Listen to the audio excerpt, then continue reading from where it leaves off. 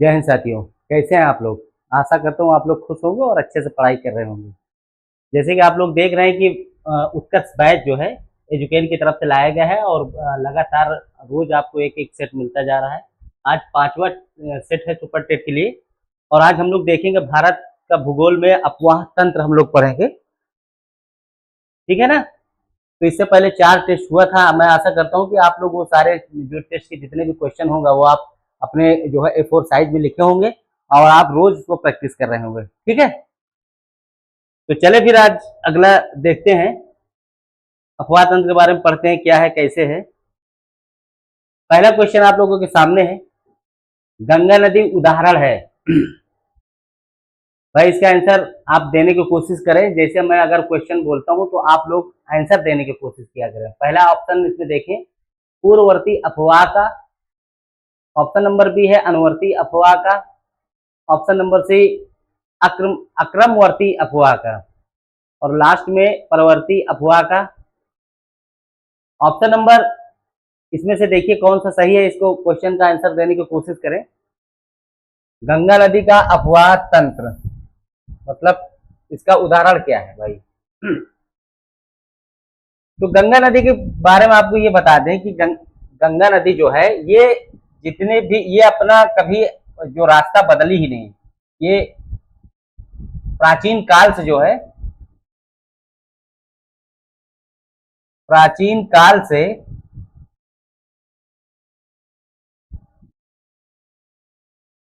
पुराना रास्ता,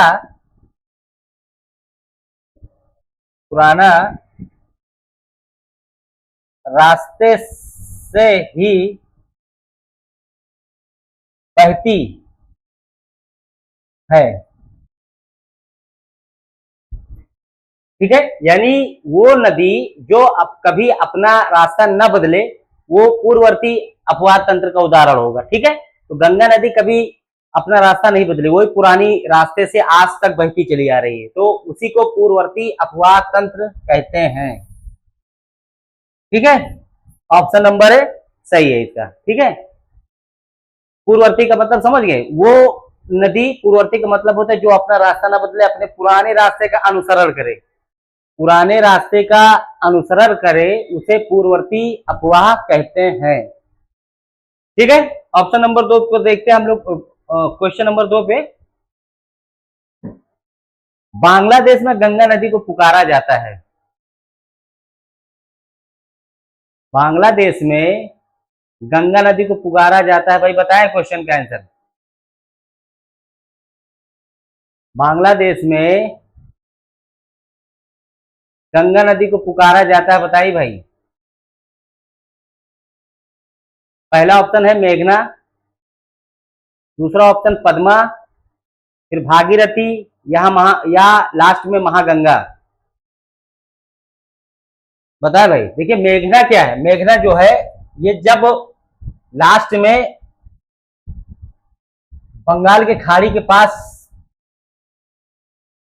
ब्रह्मपुत्र से मिलती है तो ये मेघना कहलाती है। ठीक है, और बांग्लादेश में पद्मा के नाम से बहती है। ठीक, और बंगाल खाड़ी में जब ये आ जाती है तो ये मेघना कहलाती है। ठीक है, यहीं पर तो ये जो है आप देखेंगे कि ये डेल्टा का निर्माण करती है। ठीक है, डेल्टा बनाती है दोनों मिलकर। इसका आंसर क्या होगा, पद्मा। ठीक है, चलें। सुंदरवन डेल्टा का निर्माण करने वाली नदियां हैं। सुंदरवन डेल्टा का निर्माण करने वाली नदियां हैं, कौन सा। ऑप्शन पढ़ें, गंगा और ब्रह्मपुत्र, गंगा और झेलम, सिंधु और झेलम, गंगा और सिंधु। बताएं भाई इसका आंसर। इसका इस क्वेश्चन का आंसर बताने की कोशिश करें भाई। देखिए एलिमिनेट विधि अपनाइए। देखिए झेलम जो है ये पाकिस्तान की नदी है तो कट जाएगा, झेलम इसमें भी ये भी कट जाएगा, सिंधु ये भी, तीनों एलिमिनेट हो गया। गंगा और ब्रह्मपुत्र जो है सुंदरवन डेल्टा का निर्माण करने वाली नदियां हैं। ठीक है, चलिए। भारत की सबसे बड़ी नदी है, भारत की सबसे बड़ी नदी है?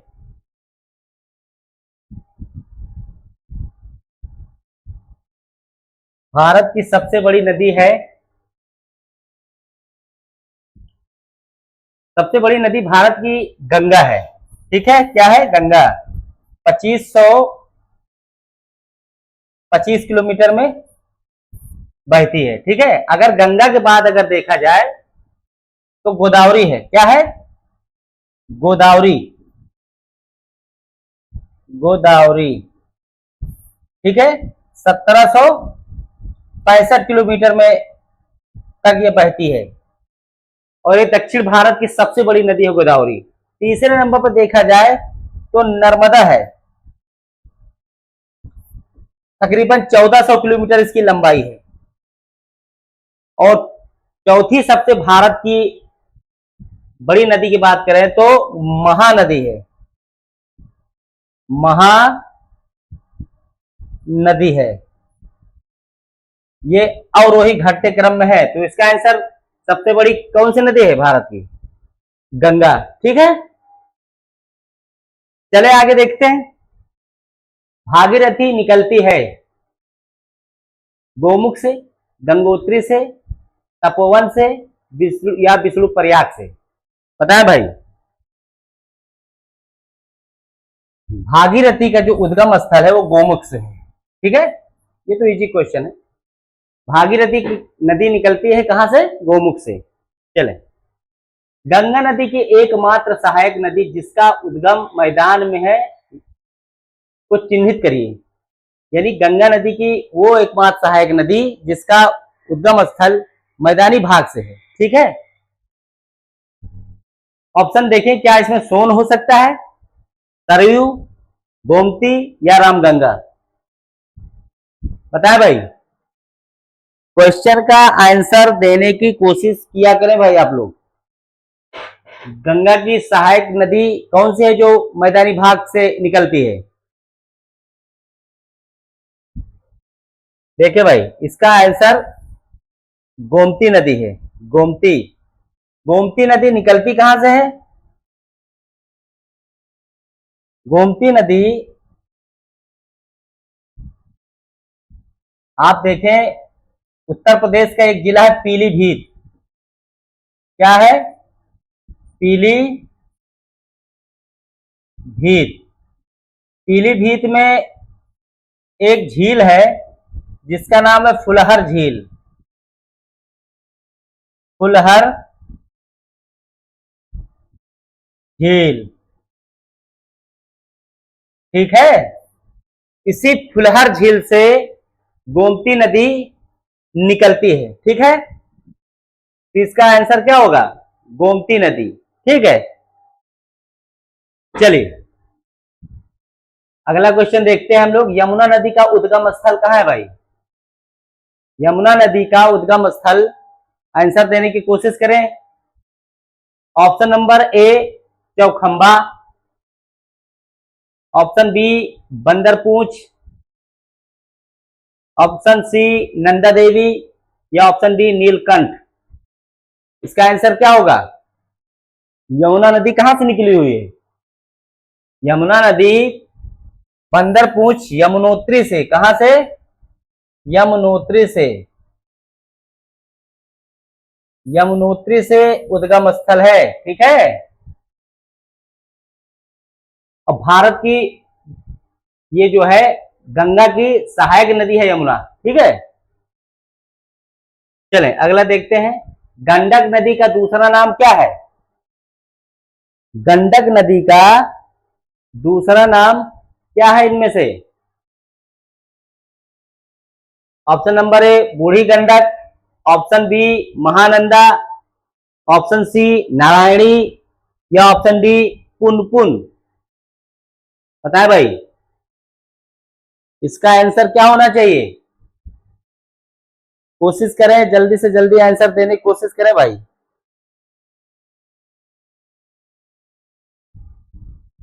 नारायणी, ऑप्शन नंबर सी इसका करेक्ट आंसर होगा। गंडक नदी का दूसरा नाम क्या है?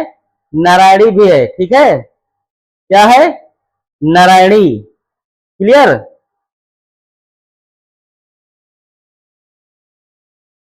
ठीक है। और इसे ही नेपाल में, नेपाल के ऊपरी हिस्से में काली नदी भी कहते हैं। काली नदी कहते हैं। क्या बोलते हैं? काली नदी। ठीक है, चलिए नेक्स्ट देखते हैं। निम्नलिखित में से कौन सी नदी उत्तर प्रदेश राज्य से प्रवाहित नहीं होती है? बताए भाई, कौन सी नदी है इनमें से जो उत्तर प्रदेश से प्रवाहित नहीं होती है? ऑप्शन ए सोन नदी, ऑप्शन बी गंडक नदी, ऑप्शन सी हिंडन नदी, या ऑप्शन डी शारदा नदी। बताए भाई, इसका आंसर क्या होना चाहिए?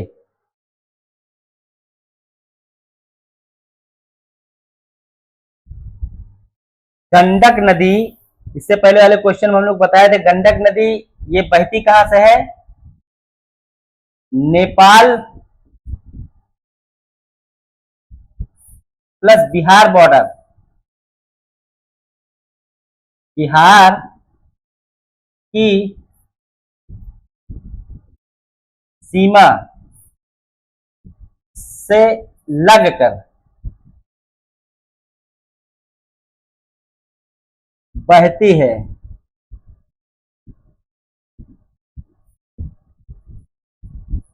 ठीक है, तो ऑप्शन नंबर बी इसका आंसर सही है। बाकी सोन नदी, हिंडन, शारदा तीनों जो है उत्तर प्रदेश में प्रवाहित होती है। चलिए अगला देखते हैं।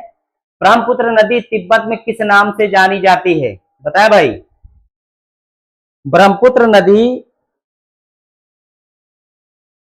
तिब्बत में किस नाम से जानी जाती है? जल्दी जल्दी आंसर दें।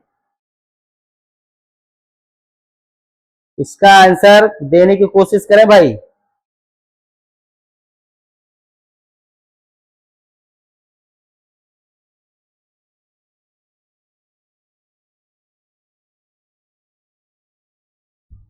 इसका आंसर देखिए, सांगपो नाम से जो है ये तिब्बत में बहती है। ठीक है, किस नाम से? सांगपो नाम से बहती है। और ये आंगसी ग्लेशियर है एक, आंगसी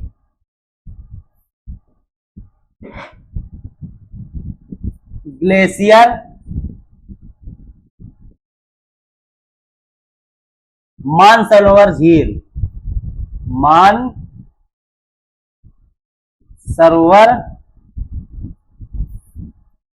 झील, ठीक है, वहीं से निकली हुई है। ठीक है, क्लियर।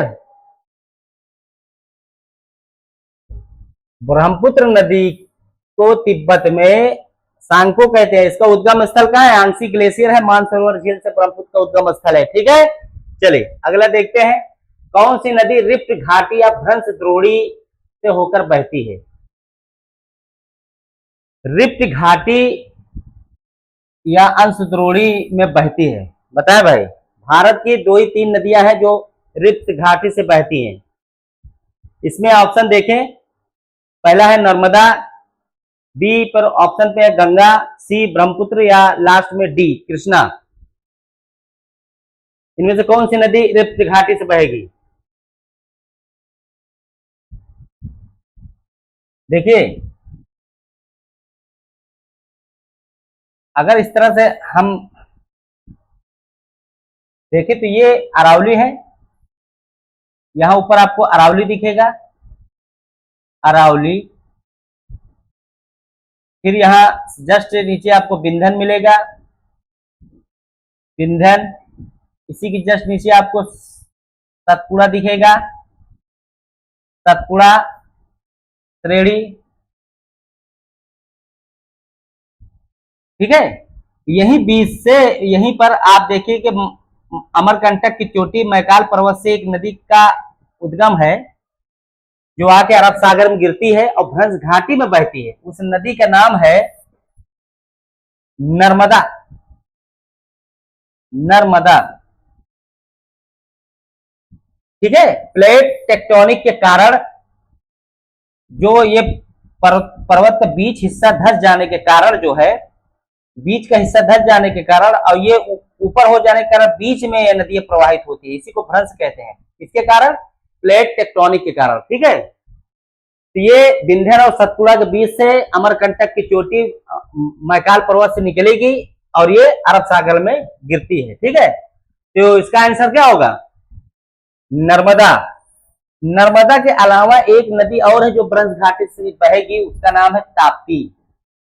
ताप्ती 724 किलोमीटर इसकी लंबाई है। ये भी ब्रज घाटी है की नदी है और इसका जो निकलने का जगह है वो मुल्ताई पर्वत श्रेणी छत्तीसगढ़ से निकलेगी, सतपुड़ा और अजंता के श्रेणी के बीच से, ठीक है। तो इसका आंसर क्या होगा? नर्मदा, ठीक है। चलिए अगला क्वेश्चन देखते हैं। निम्नांकित में से कौन सी एक नदी डेल्टा का निर्माण नहीं करती है? ठीक है भाई, देखिए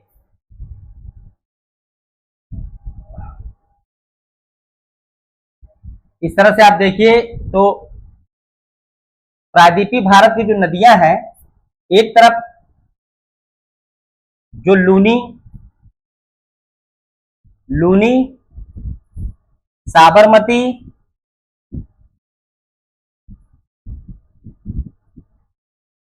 माही, नर्मदा, ताप्ती, मांडवी, जुआरी, शरावती, नेत्रावती, भरतपुजा, पेरियार और आखिरी में पंबा। ये इतनी नदियां एस्चुरी के निर्माण करेंगी। इसके अलावा जो बंगाल खाड़ी में गिरेंगी वो सब डेल्टा के निर्माण करेंगे। अब मैचिंग कराइए भाई, डेल्टा का निर्माण जो नहीं करती, इनमें से देखिए कोई नदी इसमें है? महानदी नहीं है, गोदावरी, नर्मदा या कावेरी? देखिए भाई नर्मदा हमने यहां लिखा है, तो option number C is a right answer. Narmada estuary का निर्माण करती है, ठीक है, डेल्टा का नहीं, ठीक है। चलिए अगला क्वेश्चन देखते हैं। निम्नलिखित में कौन सी नदी बंगाल की खाड़ी में नहीं गिरती है?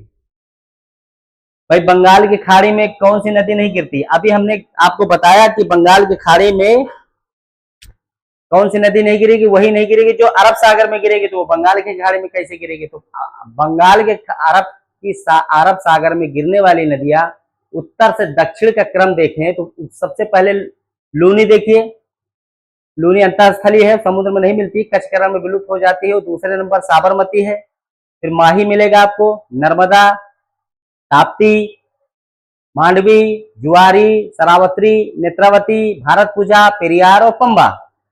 इनमें से नदियों में मैच कराइए जो बंगाल खाड़ी में नहीं गिरती, यानी सारी नदियां जो हमने अभी बताया आपको ये अरब सागर में गिरती हैं।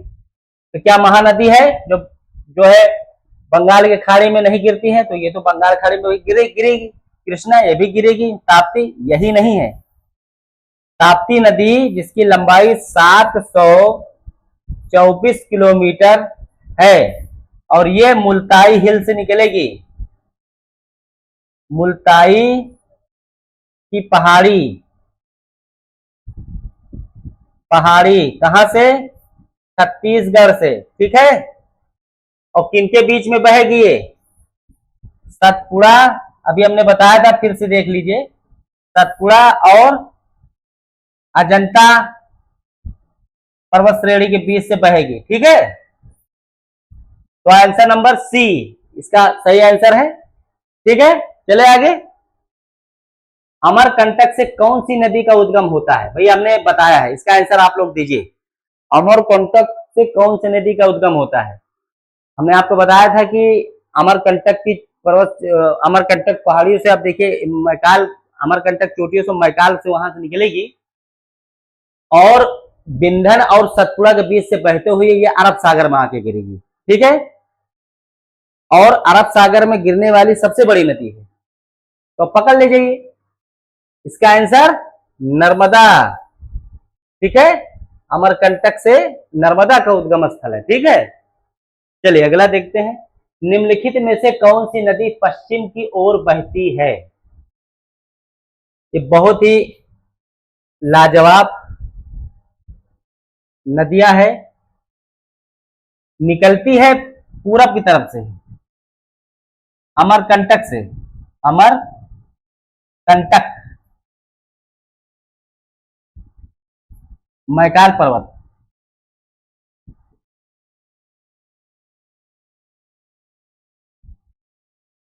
एमपी। ठीक है, इसको तो बंगाल की खाड़ी की तरफ गिर जाना चाहिए। ठीक है, गिर जाना चाहिए कि नहीं भाई, यहां से इसकी दूरी तो कम है, इधर गिरना चाहिए, लेकिन नहीं, ये जो है रिप्त घाटी से बहती है और रिप्त घाटी के जो ढलान है वो पश्चिम की तरफ है, पश्चिम की तरफ, जिसके कारण ये पूर्व की तरफ न गिरकर यानी बंगाल के खाड़ी में न गिर के ये पश्चिम की तरफ अरब सागर में आके गिरती है। उस नदी का क्या नाम है? अभी इससे पहले 2-4 बार हम लोग डिस्कशन किए, उस नदी का नाम है नर्मदा। ठीक है,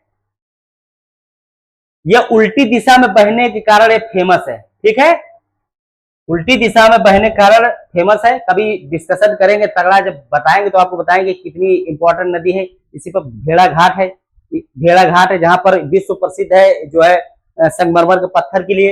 यहीं पर धुआंधार जलप्रपात है। ठीक है, इसी पर 2 परियोजना आपको मिलेगी, इंदिरा सागर परियोजना, सरदार सरोवर परियोजना।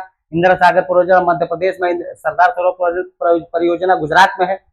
इंदिरा सागर परियोजना जो है थोड़ा विवादित है। ठीक है, तो इसके बारे में विधिवत बताएंगे, बहुत ही अच्छा जो है टॉपिक है ये। तो फिलहाल इसका answer option number C Narmada होगा। चलिए अगला देखते हैं। निम्नलिखित नदियों में से किसको दक्षिण की गंगा कहा जाता है? दक्षिण की गंगा और दक्षिणी गंगा, एक होता है दक्षिणी गंगा, दक्षिणी गंगा, और एक होता है दक्षिण की गंगा, दक्षिण, दक्षिण की गंगा।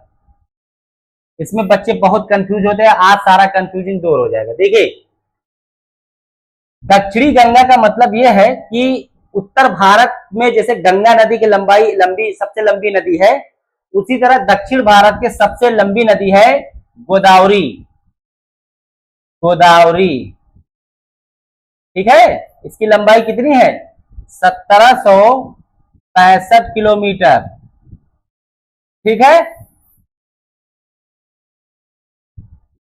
और दूसरी दक्षिण की गंगा, जैसे उत्तर भारत में गंगा की पूजा की जाती है, पवित्र नदी मानी जाती है, उसी तरह दक्षिण की गंगा कावेरी कहलाती है, कावेरी, कावेरी नदी। ठीक है, इसकी लंबाई 900 किलोमीटर है। जैसे गंगा नदी हिमालयी नदियां हैं, कभी ये सूखती नहीं, चाहे थोड़े से भी जल लेके प्रवाह करेगी लेकिन सूखेगी नहीं। उसी तरह कावेरी नदी भी प्रायद्वीपीय भारत की एकमात्र नदी है जो कभी सूखती नहीं। क्यों? क्योंकि कावेरी नदी को दक्षिण पश्चिम मानसून के अलावा उत्तर पूर्व यानी लौटते हुए मानसून से कोरोमंडल के तट पर यानी तमिलनाडु के तट पर इसे जो है दक्षिण पश्चिम मानसून से वर्षा का जल प्राप्त होता है, जिसके कारण ये 12 मासी नदी है, कभी ये सूखती नहीं। यही कारण है कि ये गंगा की तरह ये भी पवित्र नदी मानी जाती है। तो आज के बाद कभी आप भूलेंगे नहीं, दक्षिणी गंगा का बात आए तो उत्तर भारत की तरह सबसे बड़ी नदी गोदावरी लगाएंगे आप, और अगर दक्षिण की गंगा बात किया जाए तो उत्तर भारत की तरह जैसे गंगा पवित्र नदी, उसी तरह कावेरी पवित्र नदी है। ठीक है, इसका आंसर आप मैच कराइए भाई, दक्षिण की गंगा की पे नोटिस करा करें। ठीक है, इसका आंसर ऑप्शन नंबर ए। ठीक है, चलिए नेक्स्ट देखते हैं। निम्नलिखित में से कौन सी नदी एस्चुरी नहीं बनाती है? बताए भाई। देखिए, अभी तक जो बंगाल की खाड़ी प्रायद्वीपीय भारत की जो नदी है, प्रायद्वीपीय जो नदी में यानी प्रायद्वीपीय जो नदी है बंगाल के खाड़ी में गिरने वाली, बंगाल की खाड़ी में गिरने वाली और डेल्टा बनाने वाली, डेल्टा जो बंगाल खाड़ी में गिरी वो डेल्टा बनाएगी। पहली पहली नदी है, पहली है स्वर्ण रेखा, स्वर्ण रेखा, वैतरणी,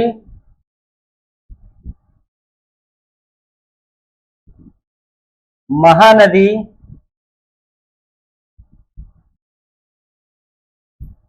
गोदावरी,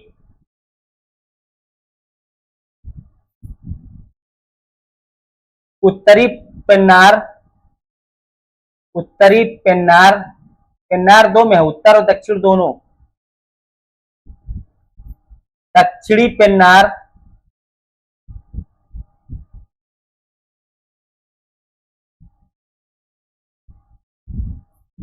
कावेरी,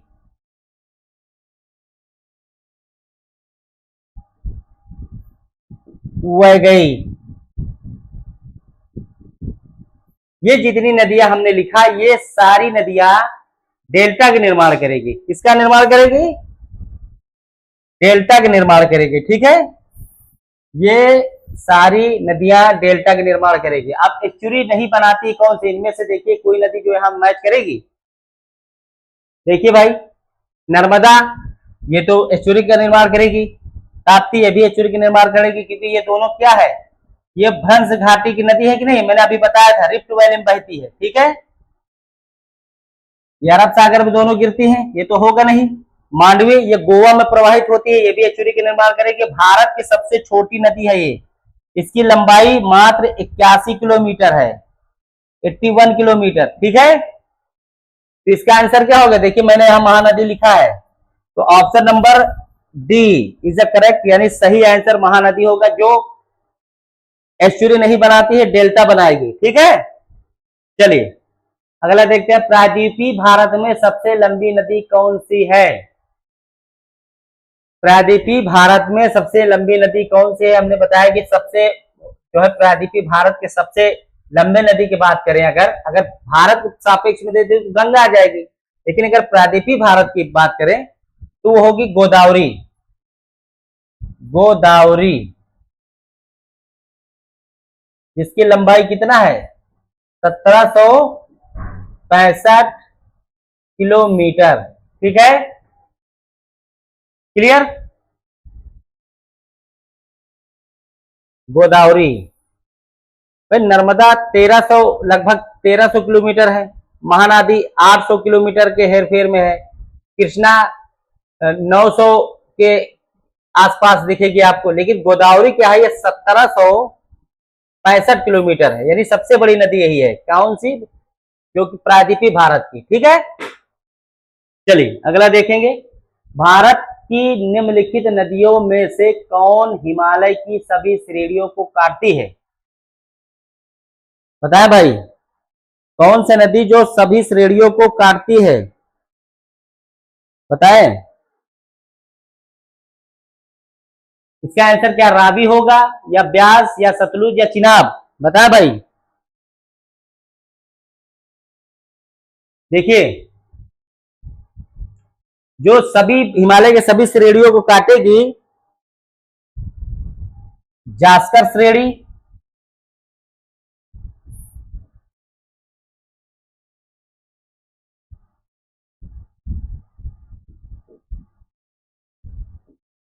बृहत हिमालय,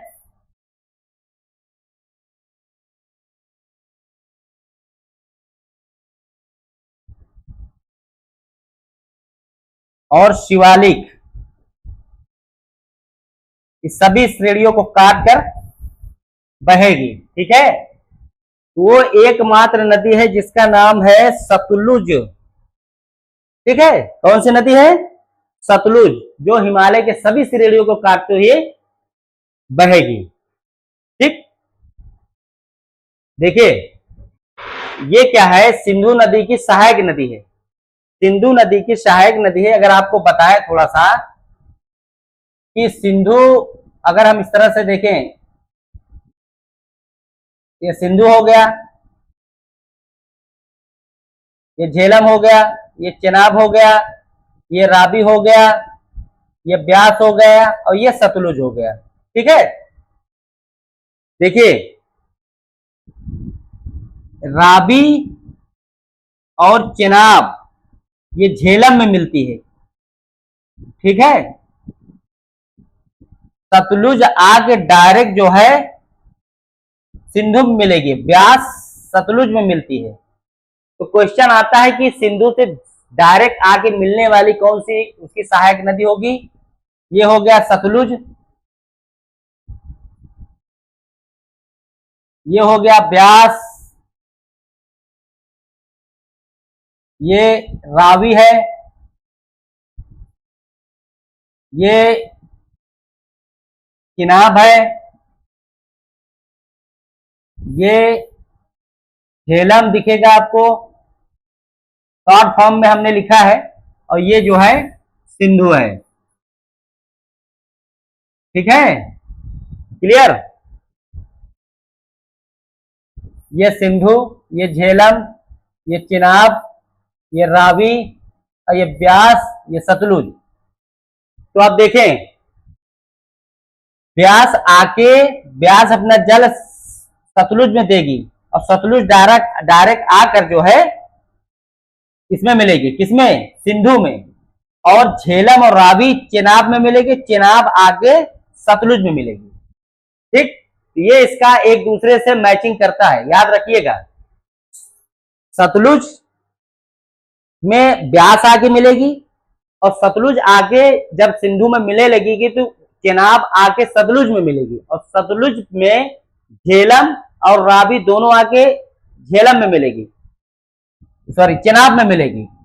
ठीक है, झेलम रावी ये दोनों चेनाब में आके मिलेगी, और चेनाब जब पूरी सभी धारा मिलकर ये आके ब्यास में सतलुज में मिलेगी, और सतलुज में ब्यास आके मिलती है। तो ये जो मुख्य धारा होगी ये आके सिंधु में मिलती है। कहने का मेरा मतलब ये है कि सतलुज जाके डायरेक्ट सिंधु में मिलेगी, नहीं तो झेलम और रावी चेनाब में मिलेगी, चेनाब आके सतलुज में मिलेगी और ब्यास सतलुज में मिलती है। ठीक है, तो ये एक ट्रिक है, याद कर लीजिए, JCRBS।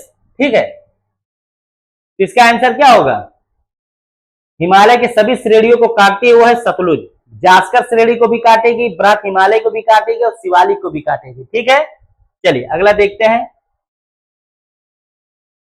निम्न नदियों में से कौन सर्वाधिक प्रदूषित है?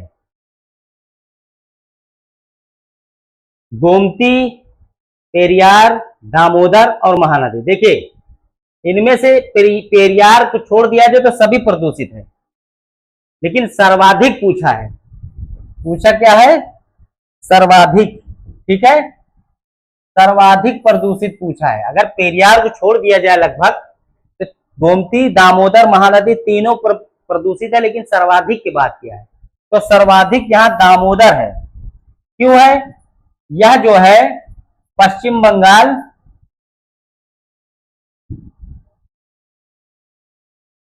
झारखंड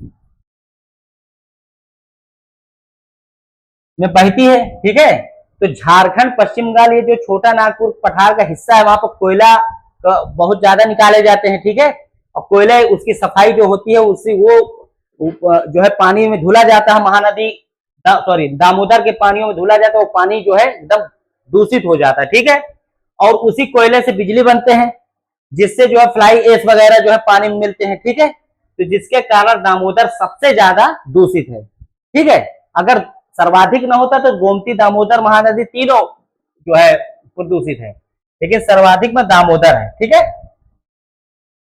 ऑप्शन नंबर सी। ठीक है, चले अगला देखते हैं। थैंक्स फॉर वॉचिंग, मतलब कि आज का सेशन 20 क्वेश्चन का था, खत्म हो गया। ठीक है, तो जितना मैंने क्वेश्चन, ये 20-20 क्वेश्चन के जो बूस्टर चल रहा है, इसको आप नोट डाउन करें, और नोट डाउन करने के मॉर्निंग शिफ्ट में उठे, उसको रिवाइज करते रहें और अपने दिमाग को एकाग्र करें, बैठे रहें, लेटे रहें। ये देखिए कि दामोदर कहाँ से निकलती है, नर्मदा कहाँ से निकलती है, क्या नर्मदा एचुरी बनाएगी या डेल्टा बनाएगी, या क्या प्रायद्वीपीय भारत की नदी कौन सी है, इनमें से कौन से सहायक किसकी है। मतलब अपने आप को एक प्रैक्टिस मोड में रखिए, चैलेंजिंग मोड में रखिए।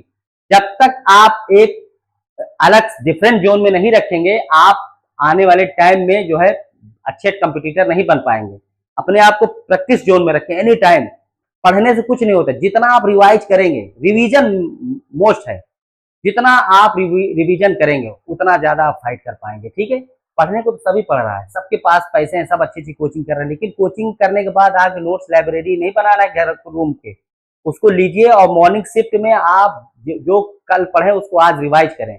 रिवीजन जितना आप करेंगे, यानी प्रैक्टिस मेक परफेक्ट, जितना आप प्रैक्टिस करेंगे उतना आप परफेक्ट होते जाएंगे। ठीक है, तो आशा करता हूं कि ये जो हमने पढ़ाया आपको अच्छे से समझ में आता होगा, और खूब मेहनत करिए, अच्छे से खुश रहिए, सब अच्छा होता जाएगा। ठीक है, और एजुकेशन प्लेटफॉर्म ये आपसे वादा करता है कि आने वाले एग्जाम में अच्छे से अच्छे हम लोग इस तरह से प्रैक्टिस करवाएंगे, और करवा रहे हैं, मेहनत किया जा रहा है आप लोगों के लिए, अच्छे से बैच आएंगे, अभी देखिएगा।